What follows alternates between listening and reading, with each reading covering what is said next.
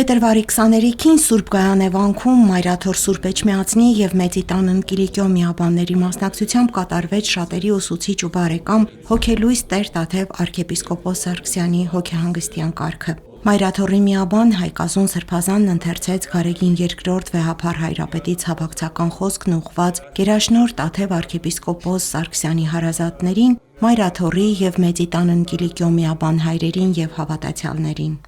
Այսօր աղոթքով, հոգով հրաժեշտ ենք տալիս սիրելի Սրբազանին, անդրադառնալով, որ այդ խոսքերը ու գործով եւ առավելաբար անձնական օրինակով չանաց հայրենասիրության, եկեղեցական ոգին փոխանցել մեր ժողովրդին։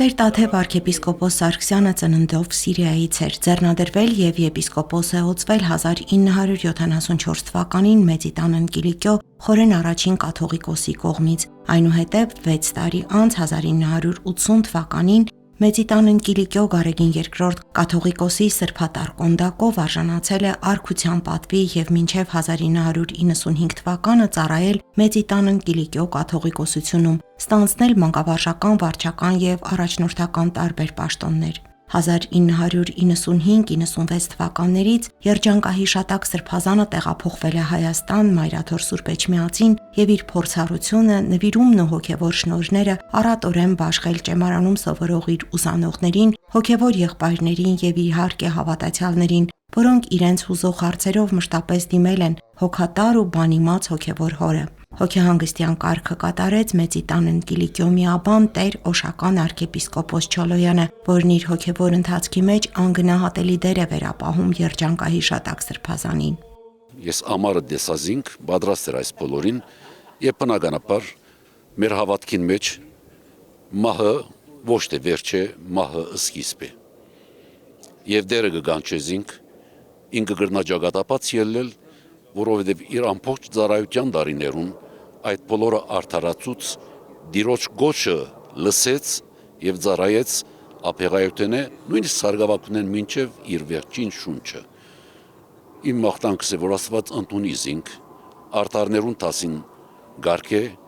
եւ նաեւ մեր միապան հայրերուն բոլոր միապանության մխիթարություն դա եւ հավատքի զորություն։ Ինձ համար Սրբազան չէր, իմ մեծ եղբայրս էր։